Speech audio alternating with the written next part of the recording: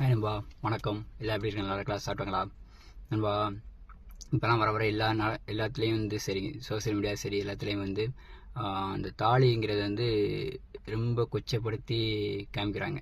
ஏன்னு தெரில, அது என்ன ரீசனுக்கான்னு தெரில. தாலிங்கிறது ஒரு பெண்ணை நம்ம அடிமைப்படுத்த மட்டும் இல்லை நண்பா, சரிங்களா? அது ஒரு ஒரு கலாச்சாரம், நம்மளுடைய கலாச்சாரம். நம்ம அந்த காலத்துலேருந்து இந்த காலத்து வரைக்கும் அப்படியே கொண்டு வந்துட்டு இருக்கோம். அது இப்போ என்னன்னா ரொம்ப கொச்சப்படுத்தி இது பண்ணி சேனல்லாம் நிறையா பண்ணுறாங்க. இந்த தமிழ் சேனல்லாம் பார்த்துருப்பாங்க.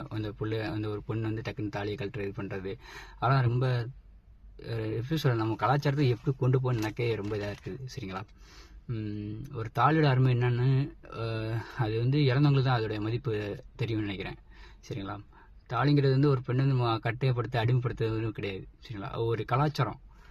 உனக்கு நானும், எனக்கு நீயும் இருக்கிறதுக்கு ஒரு அங்கீகாரம், சரிங்களா?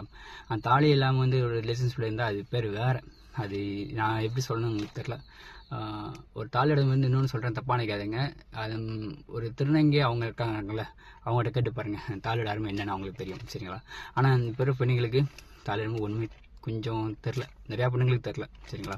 அது என்னமோ ஒரு ஒரு சும்மா சாதாரண கேர் நினச்சிட்டு தீ கழட்டி வைக்கிறது, இது பண்ணுறாங்க. அவனு தமிழா நிகழ்ச்சியில் சொன்னாங்க, தாலியை பற்றி சொன்னாங்க.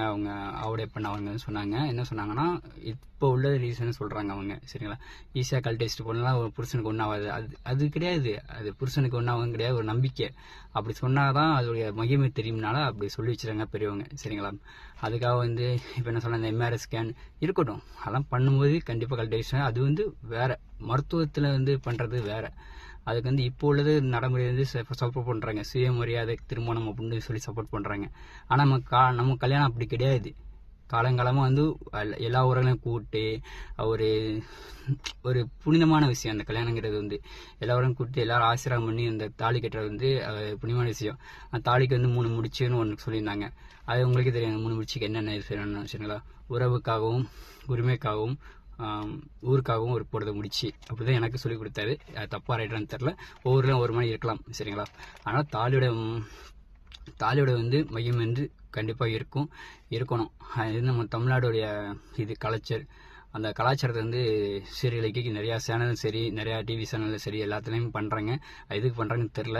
இப்படி படிப்படியாக அப்படியே பண்ணாங்கன்னா ஒவ்வொன்றும் நம்மளை அழிச்சு ஒருத்தனுக்கு ஒருத்தங்கிறத மறந்து ஒருத்தன் யார் வேணாலும் போகலாம், தப்பு பண்ணலாம், இது பண்ணலான்னு அதுக்கும் சட்டம் கொண்டு வந்துட்டாங்க, சரிங்களா?